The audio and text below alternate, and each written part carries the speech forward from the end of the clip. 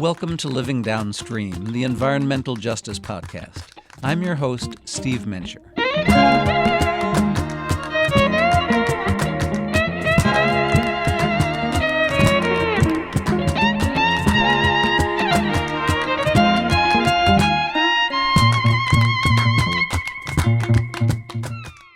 Tribes in California and all over the U.S. are raising their voices to protect their cultural sites and the environment. Relationships between these tribes and local and federal governments can be fraught, even in the best of circumstances. But if you're a tribe that lacks what's known as federal recognition, that's status that gives tribes the ability to deal with the government as a sovereign, then it's nearly impossible. Still, some unrecognized tribes in the Golden State are crafting unique workarounds to address cultural and environmental protection. Producers Debra Krol and Allison Herrera report on what steps some of these federally unrecognized tribes are taking to protect what they have.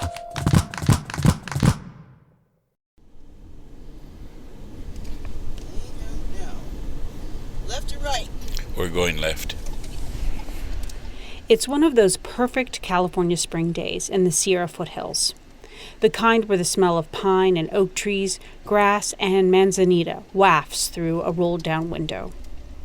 Producer Debra Krol is driving with Ron Good.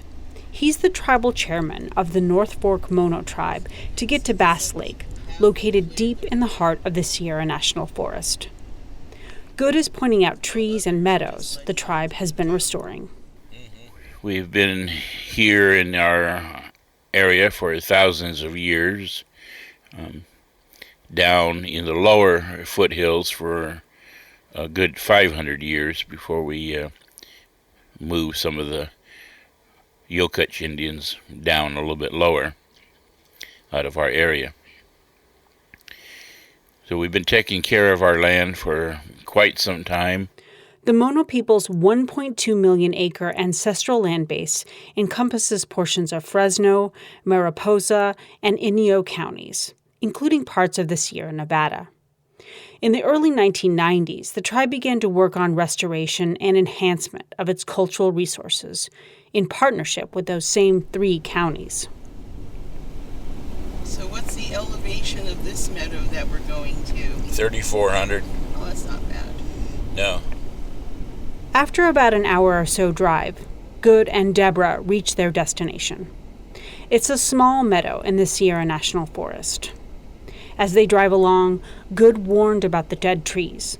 That's the result of California's historic drought, when about 150 million trees died. But you can see what's happening now. They're falling. Yeah. They're very dangerous, actually. Oh, yeah. Ron explains that even though so many trees were lost due to fires and drought, the site they passed by wasn't declared a disaster by the National Forest Service. But we've restored this whole meadow. You can see it's all green and how wet it is because the little spring grasses are all right here. And we brought the water back by clearing it and opening it up. This meadow is part of the tribe's cultural resources. It provides not only water, but acorns, something the Mono use for food. It's considered something vital to their culture and the tribe's survival. Good is pleased by the partnership the tribe has with surrounding landowners, who want the tribe to have access to acorns on their land. And so some of these families that now own the lands, non-Indians, they actually still work with the Indian people. And so they allow them to come on and gather acorns and stuff. And they'll even get to the point to where they even call, hey, we got a lot of acorns down and they're falling, got to get out here and come pick them up. Being able to gather acorns isn't the only cultural resource the North Fork Mono have been able to protect. Good points to a grove of oaks. And then we have had 64 black oaks, but I think it's closer to 60 now because a few of them died or fell. And then, so when we're looking at that, then we have close to 100 new oaks coming up. And so those are some of the monitoring that we've done. Last year, 2018, was like the best acorn year, and we had over 7 trees that were what we call abundant. So we got bagfuls and bucketfuls of acorn out of these trees. So that's been really good. 64 black oaks may seem like a small number, but to Good, that's a lot considering that millions of trees in this area were lost. So he counts his blessings. These oaks are surviving and thriving. And so are other cultural resources. Things like huckleberries, manzanita, and plants used in basketry. Deer, fish, crow, and turkey vultures are also making a comeback. At one point in time, all of these things sustained the tribe, and Good's goal is to keep reintroducing these things. What we and how we judge our success is by the resources that are now available to us, and we monitor those resources, whether it be acorn, young oaks. How many oaks do we have? How many young oaks are coming up? How many different plants? And we had over 200 different cultural resources that we used. Restoring these lands also restores and sustains the unique relationship the North Fork Mono have with these things.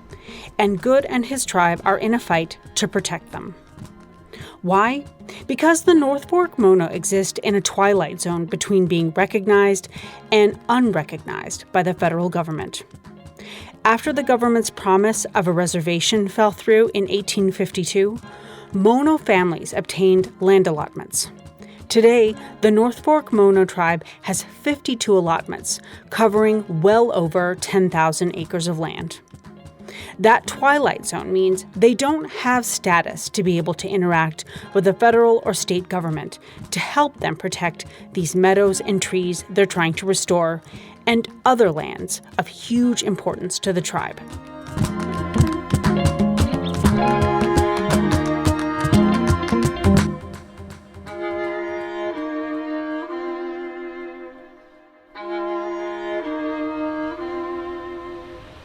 California Indian people, certainly in the 19th century and continuing on in the 20th and in the early 21st, are up against having to fight as populations that claim a native identity but are not recognized legally as having that native identity.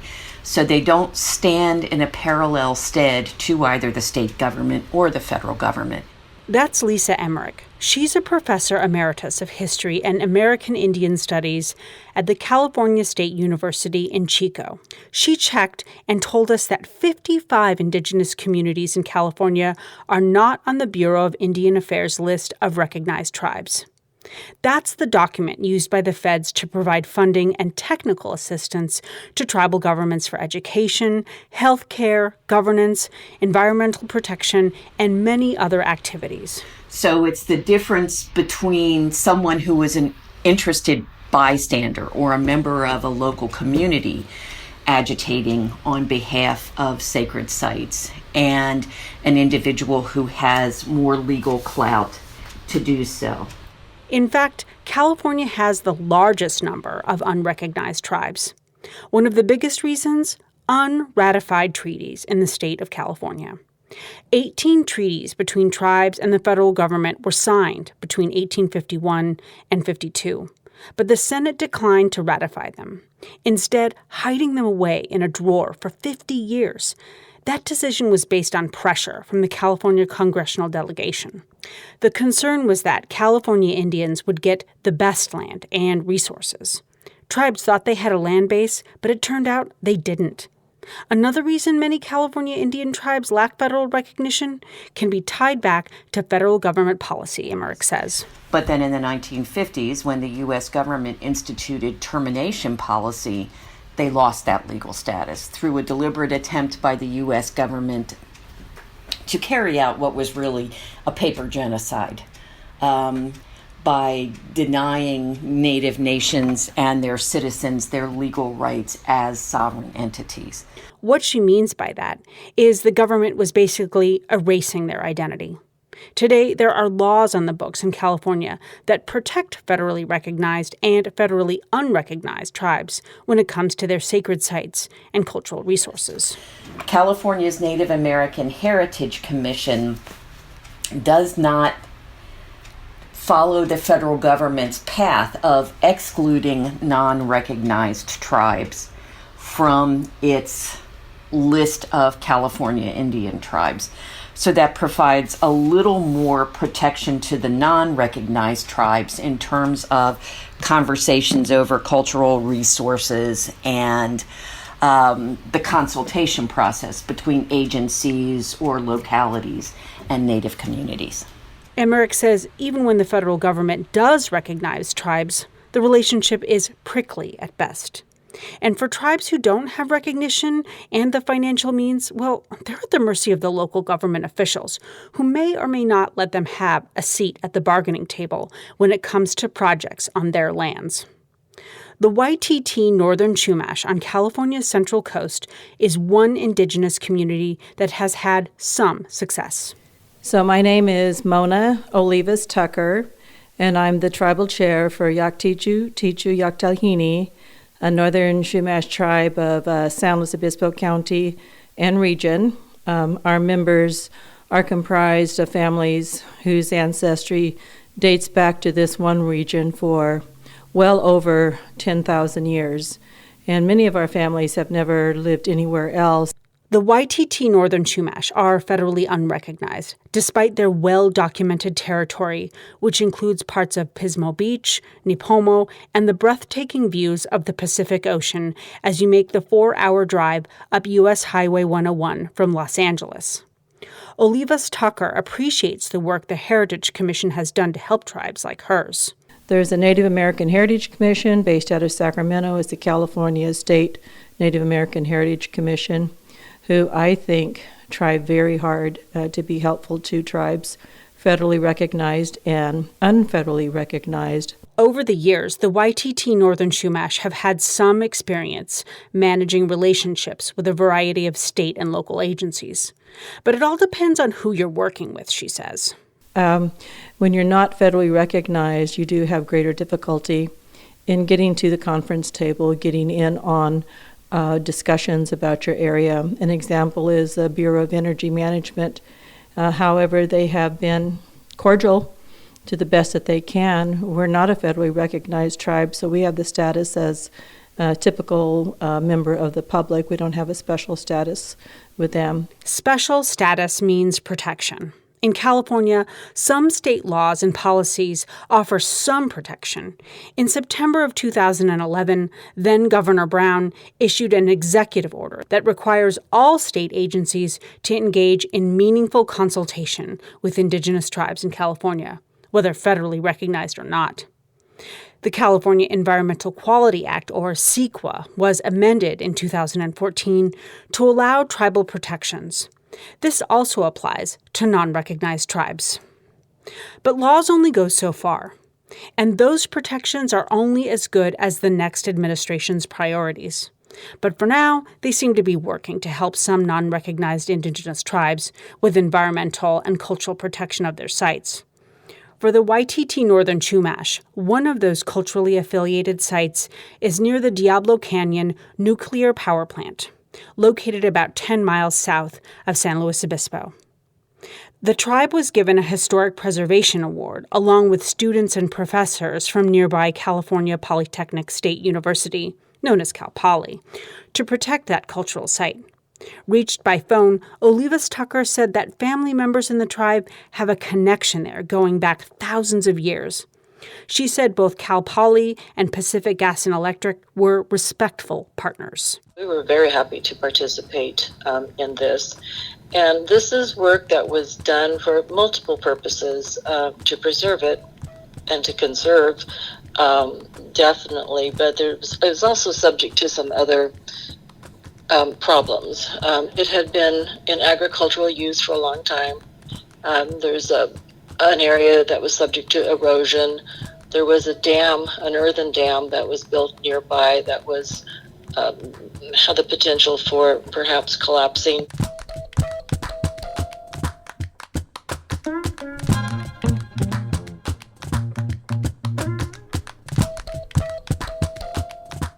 About 3 hours north from where Mona Olivas Tucker lives is the Amah Mutsun's tribal territory. It encompasses part of what's known today as Santa Cruz, San Benito, and Monterey counties. Hello! Oh my gosh, what a deal. Okay. Yeah, now that I knew which one to take. That's Valentin Lopez. He's been the tribal chair of the 600-member Amah Mutsun tribe since 2003. Their tribal territory is considered prime real estate, dotted with multi-million-dollar homes in upscale communities. But the Amah Mutsun have few resources. Our tribe is very poor. We did not own any land. The vast majority of us cannot even afford to live in our territory. And so we have to live in the Central Valley versus along the coast or in the Gilroy, Hollister, Morgan Hill area. And so we just could not see how that was possible to get back and take care of Mother Earth in our territory. Lopez said that in 2006, elders attended a tribal council meeting and gave him a directive. Our creation story tells us that Creator gave us a responsibility to take care of Mother Earth and all living things. And Creator has never taken away or rescinded that obligation. And that remains our obligation today, and we have to find a way to do that. Lopez says he left that meeting slightly terrified. How would he fulfill that promise, he wondered. Amah Mutsun, like the YTT Northern Chumash, are also federally non-recognized. So when projects are proposed that will affect some of their sites, they're lucky if they even get consulted. This time, they did get lucky. And it wasn't long after that we got a call from the superintendent at Pinnacles National Park. And he invited us to come in and be part of the park. And he had just transferred in from another park where he had a great relationship with the tribe. And he said, I recognize this is your territory. He says, you need to have a voice at this park and talk to us. The initial call has evolved into a partnership, including conducting cultural burns and nurturing basketry and other culturally significant plants within Pinnacle's land. Lopez says they were scared at first because the tribe had lost so much knowledge, but they had a powerful tool. Some 78,000 pages of notes compiled by anthropologist John P. Harrington, collected from the Amah Mutsun's last traditional leader, Asuncion Solorzano, a noted doctora and culture bearer who passed away in 1930.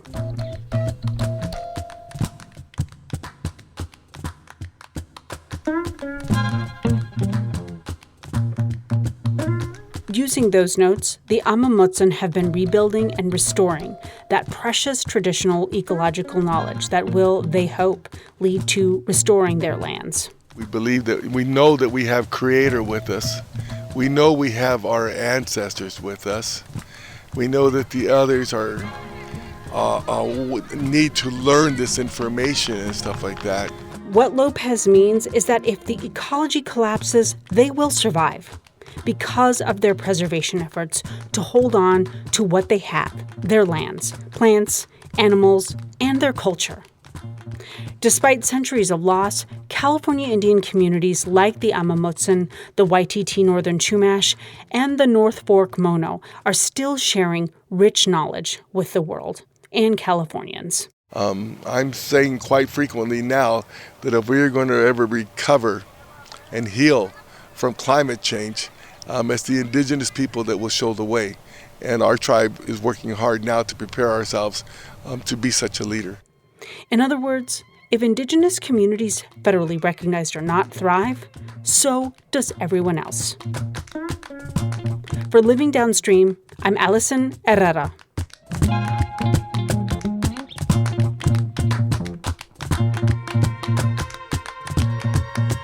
Justice for Unrecognized Tribes was reported and produced by Debra Krol and Allison Herrera.